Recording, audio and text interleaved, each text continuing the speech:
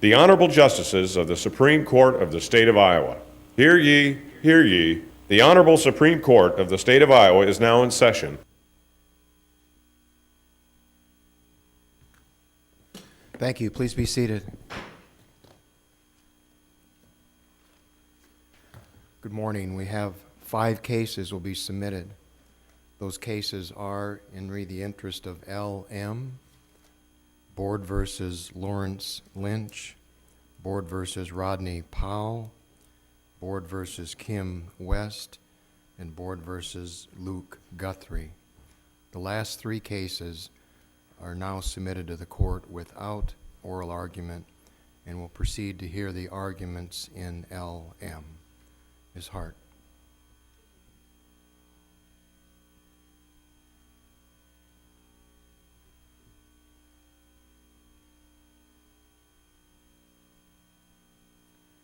May it please the court. My name is Sarah Hart, and I represent baby LM as the guardian ad litem. In this case, the mother's rights were terminated for 3 reasons: abandonment or desertion, failure to maintain significant and meaningful contacts, and failure to be able to have baby LM returned to her care. The mother appealed only 2 of these 3 grounds, and the Court of Appeals reversed and remanded with the instruction that the mother be given 6 additional months to work towards reunification. I, in my role as guardian ad litem, filed an application for further review. The state is present to address the reasonable efforts argument, and I am here to address the second issue, which is the Court of Appeals' failure to take into account baby LM's best interests in their de novo review of the termination of parental rights.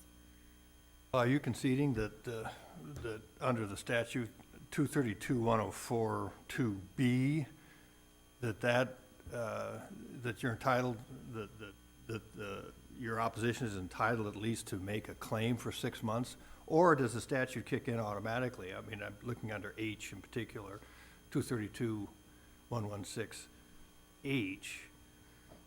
Just briefly, H provides the court can terminate if all of the following are met. That says 3 years of age or younger, et cetera. And then if you look at 232-104-2B, it allows for a potential 6-month extension. I'm looking for the relationship between those statutes. I mean, do you get a potential 6-month extension when the termination is based under 232-116H? I think in some cases it's appropriate to give the 6-month extension.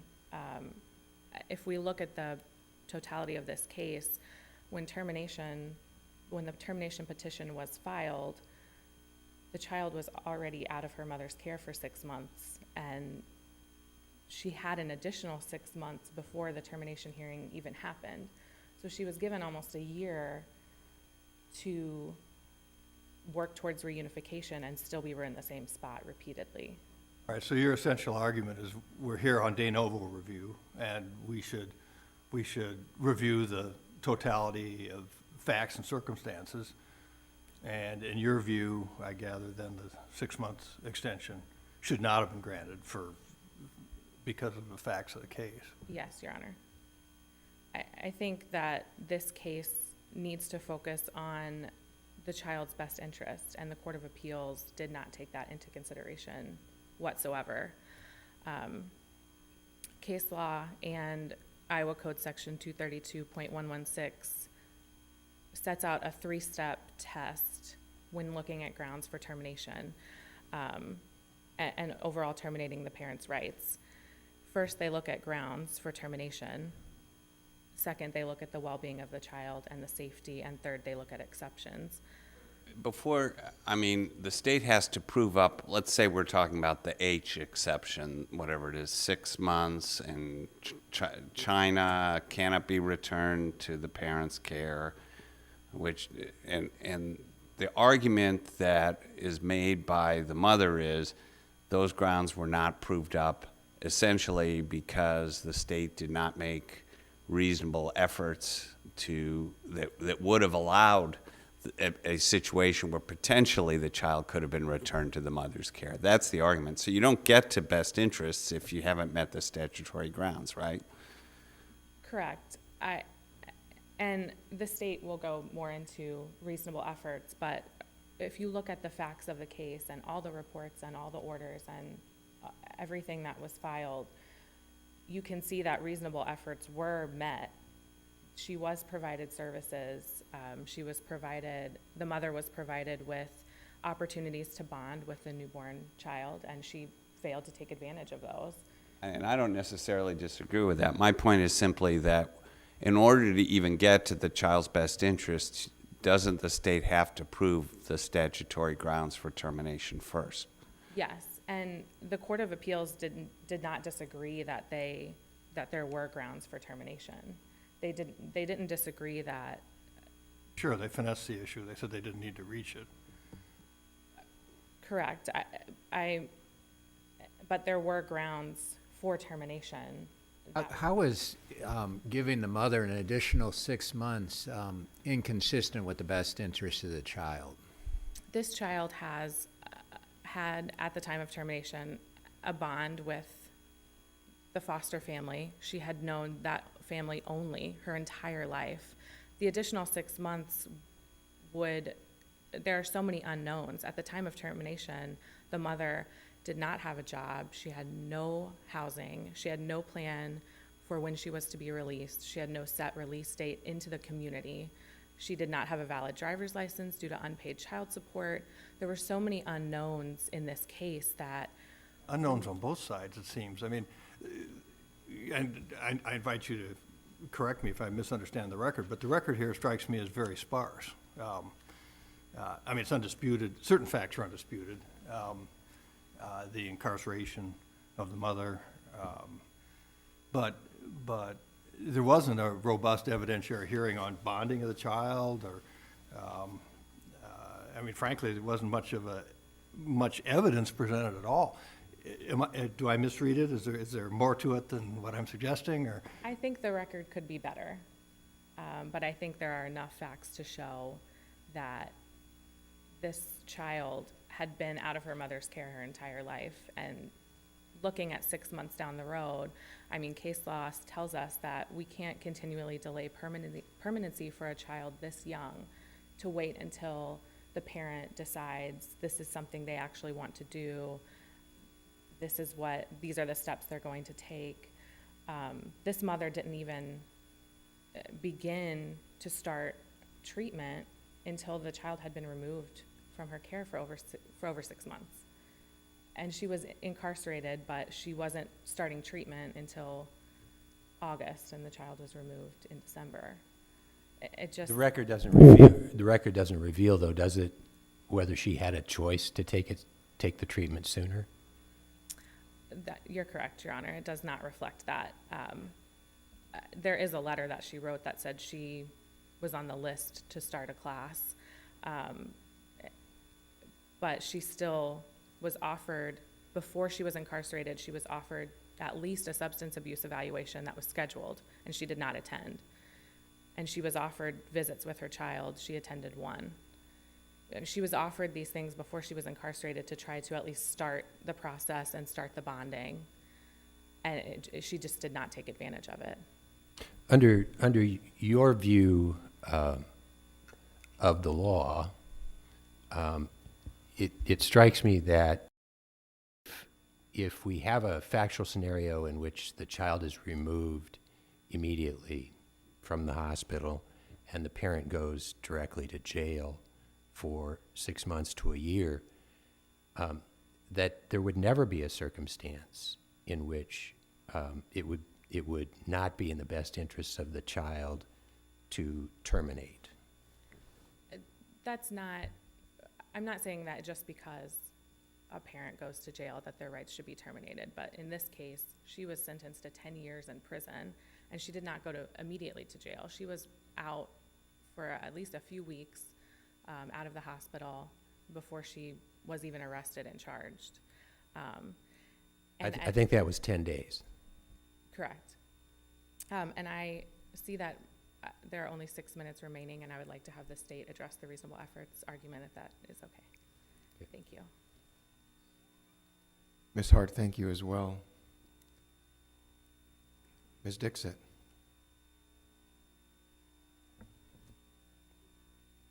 May it please the court. Good morning. My name is Anna Dixit, and I represent the state appellee in this matter. The state joins the guardian ad litem in our request that this court vacate the decision of the Court of Appeals and reinstate that of the lower court. I'm here to address the issue of reasonable efforts. First, that the Department of Human Services did provide reasonable efforts. And second, that in relation to prison visitation in particular, it was in the best interest of baby LM that prison visitation not occur. There a third problem that the mother has in this case, which is when I did these cases on the Court of Appeals, I always understood that the parent in front of the juvenile court had to ask for the services at the hearings that were made available. There were hearings in February, there was a hearing in June, there was a hearing in September. As I recall, at those hearings, the juvenile judge asks to the mother's attorney directly, are there other services that need to be provided? And there's no mention of visitation in prison. And even the mother's letter doesn't ask for visitation in prison, but asks for visitation upon being released to the halfway house, which had not yet occurred at the time of the termination hearing. That's absolutely right? correct, Your Honor. Except she did, at one of the early hearings, ask for visitation at the jail. Your Honor, that's true. So it's not true that she never requested visitation, correct? And isn't visitation the principal service that she says she was denied? Yes, Your Honor. So as far as the jail is concerned, the court did find that it was inappropriate. The judge ruled at the adjudication hearing that visitation in the jail was going to be inappropriate for this infant child. As far as prison What visitation- investigation was made with respect to that? And was there any evidence supporting that conclusion by the court? It was DHS's understanding that the only interaction this child was going to be able to have with the mother was via a video room where she would be in front of a video or perhaps just over the phone, and it was unclear about whether that was going to provide any benefit at all to this infant child that was recently just, the mother had admitted that she'd been using methamphetamines for over 7 months of her pregnancy. At birth, the child had tested positive for methamphetamine, and subjecting this child to that kind of setting while presumably coming down from methamphetamine addiction was going to be highly inappropriate. Ms. Dixit, the purpose of providing reasonable efforts is to achieve the reunification within the required period of time. And of course, if reunification doesn't occur, then termination follows. And so you acknowledge that visitation was not a reasonable effort, but regardless of what the state could have provided as a reasonable effort, she was either in jail or in prison throughout the entire period of time. So why is this statute, do you think this statute was intended to apply to an incarcerated mother? If the state was unable to achieve its goal of providing reasonable efforts to reunify? There are two ways of looking at that situation. The first is that we can't just ignore the fact that the mother's own actions are the ones that resulted in her incarceration. Okay, and it's always the parent's actions result in the state taking its action. So that's not really an important consideration. So what's your next point? The next point is that the Court of Appeals has addressed prison visitation and found that in some situations it is appropriate for a child to have visitation with the parent. In these circumstances, the child has been older, there have been facilities available, and in re-SJ, they actually give us factors which we can take the facts from the record, apply it to these factors, and determine whether that effort is reasonable or not. In this case, the state's claim is that the visitation was not reasonable. So doesn't that weigh in favor of why do we even apply this statute? If it's impossible for the goal of the reunification to occur, how can we use this statute to apply to terminate the parental rights? And the statute that you're referring to, Your Honor, in particular, is The the one that- additional time The or one that the re- district court relied on in terminating the rights, 232.116H. And H is not the only statute upon which this child was, the parental rights of this child were terminated. There was also B, which dealt with desertion and abandonment. Okay, And- would the parent have abandoned the child by being imprisoned? Well, effectively, she did desert this child because despite being offered visitation prior to her incarceration, she failed to take advantage of those visits. But that's not abandonment or desertion, I don't think. It might have been, it may be a factor in the best interest analysis that your colleague is advocating, but that wouldn't arise to an abandonment or desertion, would it? We would purport that it would arise to an abandonment or desertion, especially when taking into consideration the fact that she has had two prior children involved in DHS already, and they have been removed from her custody. That, taken in conjunction with the factors laid out in In Re SJ, and the fact that mother's own decisions have landed her into being incarcerated, together prove that the prison visitation was inappropriate. And I do Ms. see that my Brixett, time has expired. Section 232.116J seems to address the circumstance of incarceration. And it says that termination can occur if there's a China finding, custody's been transferred, and the parent is incarcerated in prison, and it's likely that they're not going to be released within 5 years. That is a statutory ground for termination. Isn't that some indication by the legislature of the standard that's applied for parents that are incarcerated? I do see that my time has expired. Might I respond to your Yes. question? Your Honor, as far as the appropriateness of applying J in this circumstance, it may have been appropriate to file the petition for termination and include J as a grounds for termination. However, if the overall question that the Court of Appeals was answering is whether additional time is appropriate, it is not appropriate in this circumstance. Well, but And- if it's under J, you get 5 years, is I think the chief's point. As I read J, it says unlikely for a period of 5 years or more. So if you're, I mean, frankly, you can't proceed under J for termination, I don't think. And in this particular circumstance, she was originally sentenced to 10 years, which is why J may have been appropriate, but at the But she time hasn't of, been in prison for 5 years sitting here today, and in fact, the record suggests that that's not gonna happen, right? that's correct, Your Honor, she was moved to a facility. But if the ultimate question is what was reasonable as far as prison visitation goes and whether additional time was reasonable, in the case of baby LM, it was not. Thank you, Your Honor. Counsel, Yes. before you sit, is the state advancing the argument that we ought to revisit the proposition that reasonable services can include visitation with a parent who is in prison?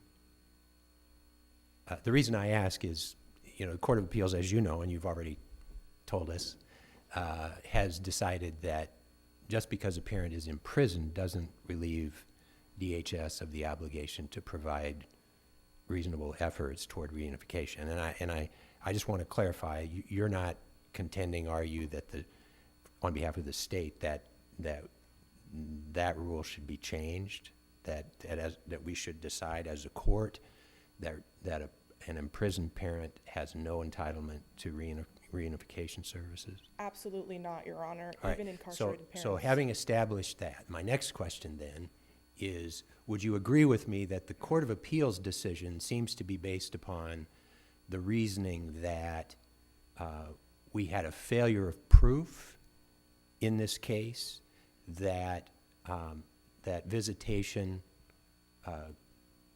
couldn't have been achieved in her circumstances in prison? Would you agree with that? I think that the Court of Appeals directly asserts that DHS failed to make a sufficient record as to why it could not be achieved. Right. So, and with respect to that, given the circumstances that she was in the minimum security residential part of Mitchellville, during at least part of her imprisonment during that year after the child was removed, and was so trusted that she went every day of the week to Des Moines to work full-time in the Department of Corrections office.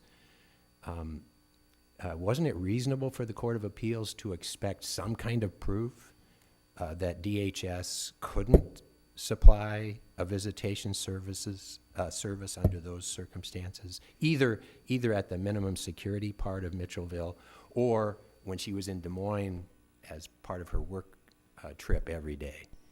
Your Honor, in re SJ laid out the factors which we have to consider when determining whether or not prison visitation is reasonable.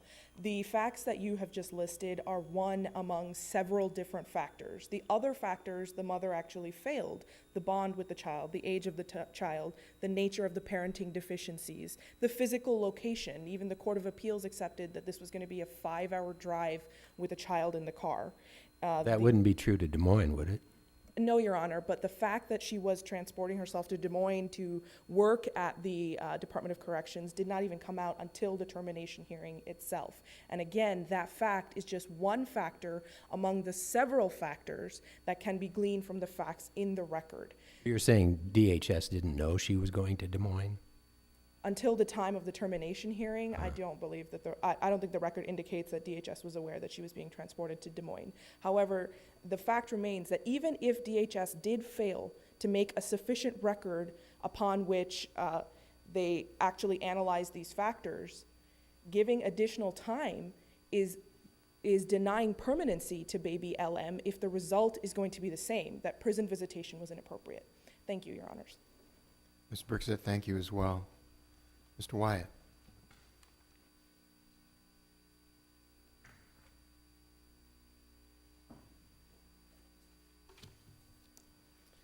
Good morning, Your Honors, and may it please the Court. My name is Justin Wyatt, and I represent the mother in this case, and I'm asking the Court to affirm the Court of Appeals to allow the additional 6 months for reunification efforts. The record is very clear that the child was born. 10 days later, my client was incarcerated, and that's been discussed quite a bit. The thing that disturbed me about this case, as I thought about it, is that no one really saw any need to put a whole lot of effort from DHS side or the state side in providing a whole lot of services because she's incarcerated. And Wait a minute, you were her attorney below, right? correct. Okay. Am I correct that at all those hearings where she's in prison, the juvenile court asks you, and it was clear DHS was not providing visitation, didn't intend to, and the juvenile court asks you any other services you're requesting, and you said no. Am I reading the record wrong? Well, the recommendations said that there should be visitation, and it was ordered in every single hearing going forward. It said at the discretion of DHS, and DHS wasn't providing that, and you knew that, right? It was an ongoing issue with DHS, yes. And why didn't you raise it with the juvenile court during any of those 3 hearings?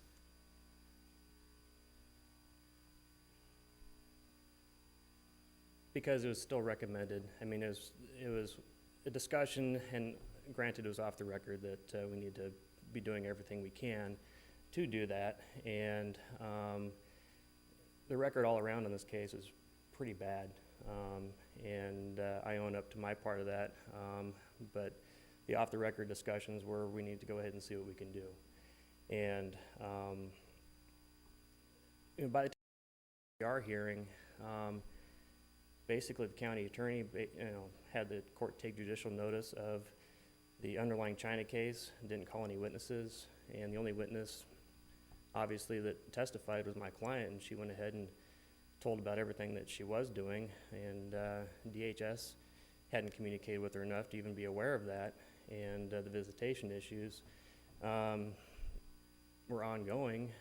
I think if they had communicated with her enough and known that she were going to Des Moines, even closer to where the child is, in an office setting, that visitation would have been appropriate.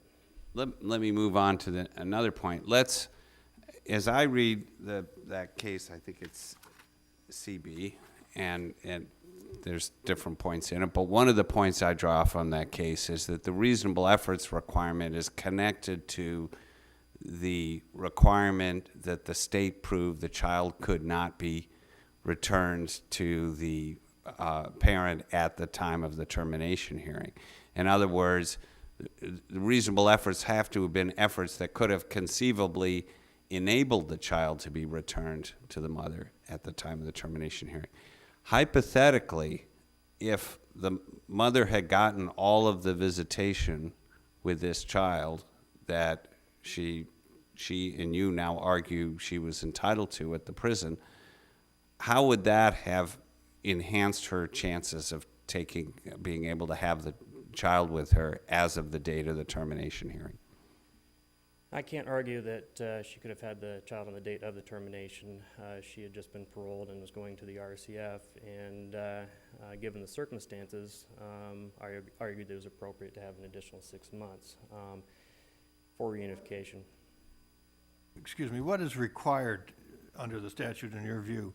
And I'm talking about, again, so everyone's on the same wavelength, 232-104 2B. And basically, I'm going to paraphrase, it allows a 6-month continuation, shall hold a hearing to consider modification, and in any such order, there has to be kind of a listing of the behavioral changes expected and so forth and so on. What is required and who has the burden? So I have two questions. But substantively, what is required to get you through the door of 2B, and whose burden is it to show it? I believe the state's requirement to show that the factors are met for termination, and it's Well, they met the factors. I mean, let me just argue, under H, I think they've met the factors for termination. I think those are undisputed. The question is whether you get a 6-month extension, fair or not? I think the 6 months extension would be warranted if it was shown that there really weren't many efforts made by DHS to extend services. But Justice Mansfield's point then as well, it doesn't matter, because at the time of the hearing, I mean, I think it's a fair statement, and I think you agree, at the time of the hearing, your client was in a position to have custody of the child. Not as of that date. Okay, and so one argument is that end of story, goodbye. Another argument, I guess, might be, well, not end of story, goodbye. If the court makes a determination it's in the best interest of the child to extend for 6 months. Applying Try to understand, let me come at you, I'm sorry, one more time. And that is, supposing I view the requirements of H as having been met for termination, and that on the date of the hearing, the mother was not in a position to take custody of the child. A, can you get into 2B at all, or are you done? And B, if you do get into 2B, what do you have to show? I think we have to look at the totality of the circumstances, and I think that if we're looking at how much progress the client's made and if they're close, I think that the court needs to look at that. And she had made a lot of progress, and the argument at the time was that she was close. And closing the door at that time, just because we've reached that date, I think that she had done enough. No one had refuted what she had said, and so it looked like she was very, very close at that point to getting to a stage where she could make this happen in the very near future. We're talking just a short delay. Within 6 months, we would definitely know whether. Well, let me just ask a question. Following up on Justice Appel's comments on that, the basis of 232.1042B also says that the district court, at least under these circumstances, needs to make a determination itself as to whether or not this 6 months is really going to make any difference, because it requires that the determination for that, the need for the removal of the child from the child's home will no longer exist at the end of the additional 6 months period. To me, there's so many unknowns here don't we leave it to the discretion of the district court and the sound discretion of the district court to determine whether or not an additional 6 months is really going to make any difference here? And I say that in conjunction with, first of all, she's not even at the RF. We're not even sure how long she's going to be at the RF. I'm just looking at it from a de novo review myself. I'm not sure that 6 months is going to make a darn bit of difference under the facts of this case. And isn't that why we leave it in the hands of the district or the juvenile judge who has handled this? I guess it's still one family, one judge. This person has seen this for the last year, and I understand we have to look forward to what the likelihood is of this, but isn't that what the code requires our judges to do?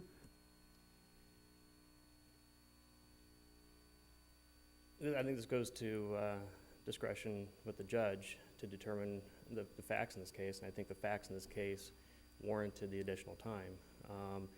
And going back to the record on it, the record was so thin, I think there's just an assumption that all we got to do is show that the child's been out of the parent's care for the required period of time at that point.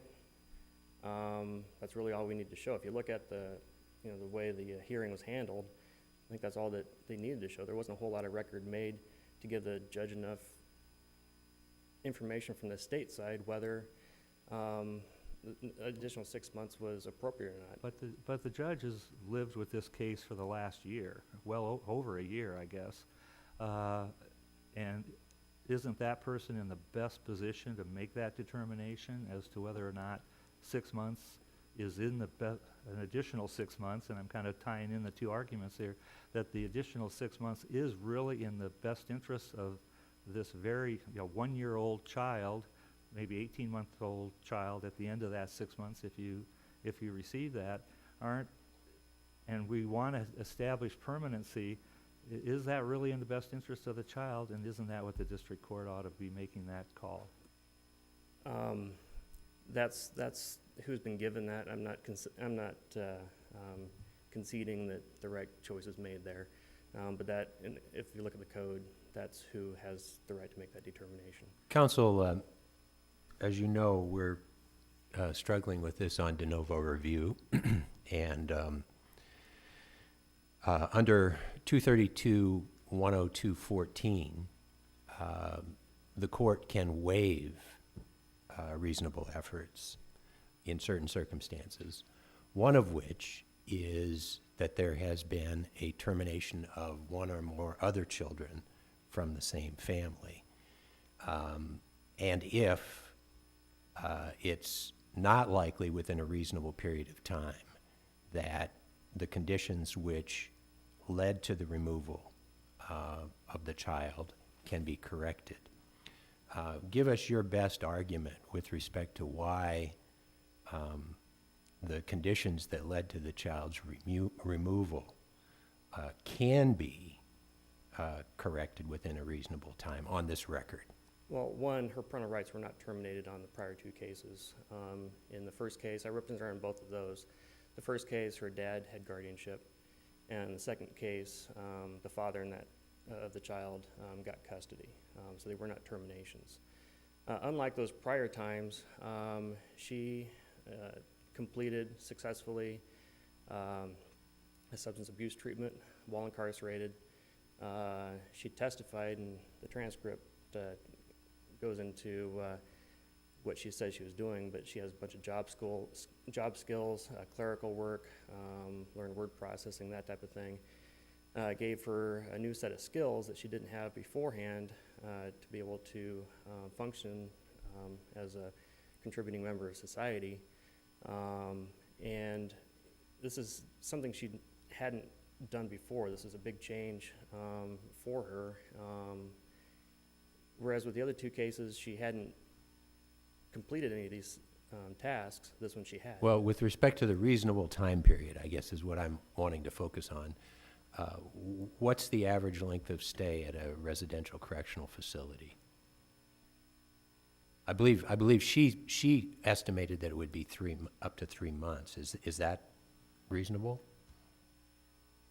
I don't know what the average is, and when I talk to the RCF, they never give me a good answer. Typically, it's until max benefits have been reached, but I think that 3 months is about the minimum. I think 3 to 6 months. And I give the mother a lot of credit, and I give you a lot of credit for sticking with her and representing her and helping her.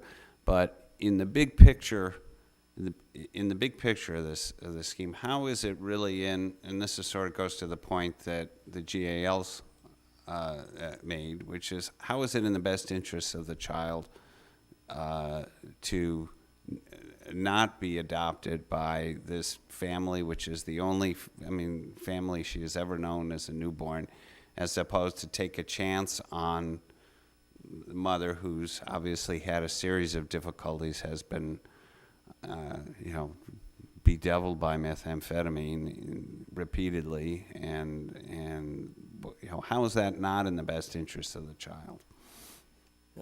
Going back to the 3-step process for termination, 1 being have the elements been met, and 2, best interest, and then 3, whether exceptions in the statute. I agree with the Court of Appeals that we didn't get through everything we needed to on the first step to even address the best interests. They talk about bonding the child and that type of thing, but there couldn't be any bonding this because DHS refused to allow the visits in that setting. There's no record as to whether they even investigated visitation at Mitchellville.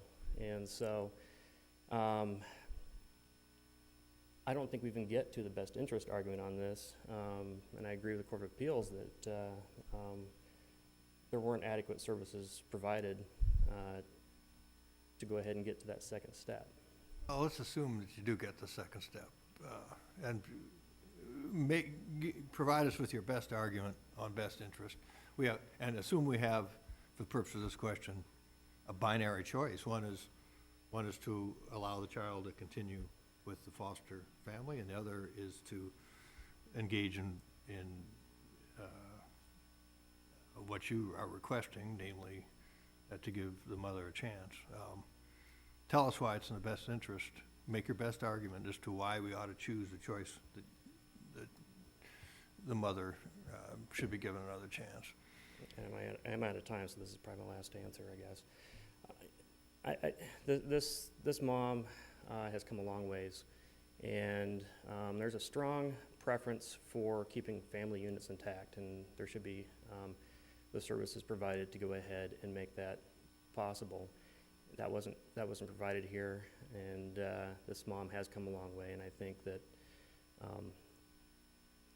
given circumstances, she's in a much better position now or very soon to go ahead and keep that family unit intact, and so they can go ahead and be a family going forward.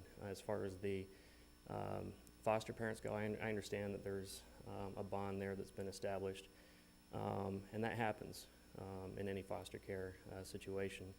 But I think we need to look at the original family unit first and see if we can keep that intact if enough services have been offered. Thank you, Mr. Wyatt. Thank you. Rebuttal? Ms. Dixit?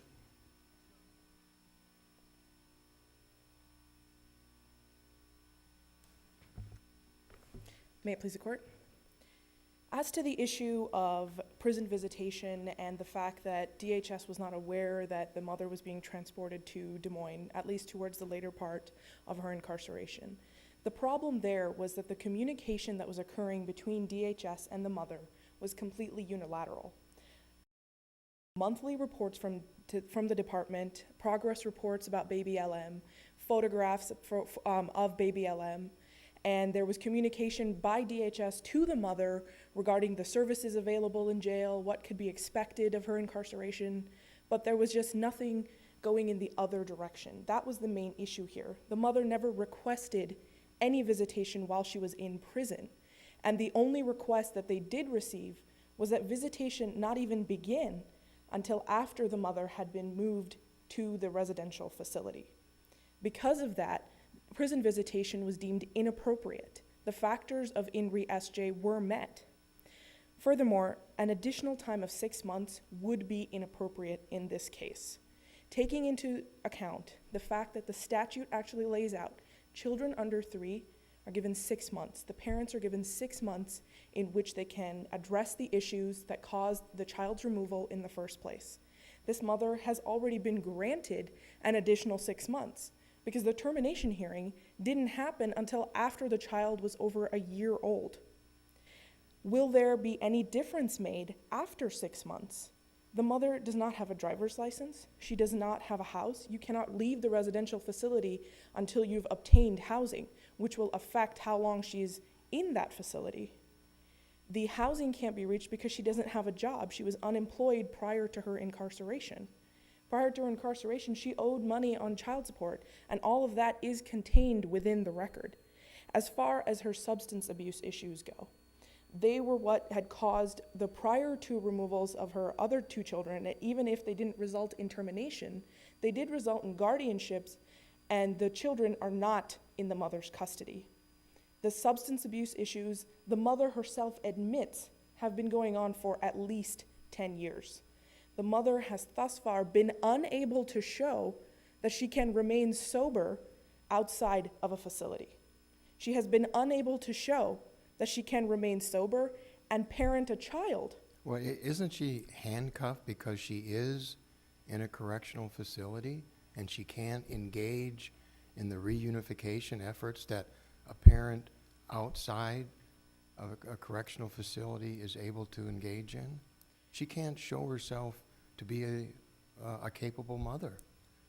Your Honor, I respectfully disagree with that. In the prison setting, it's true that she was not offered visitation. But when the mother requested visitation to start, once she was moved into the facility, whether that effort was met or not met is not the question because it's moot.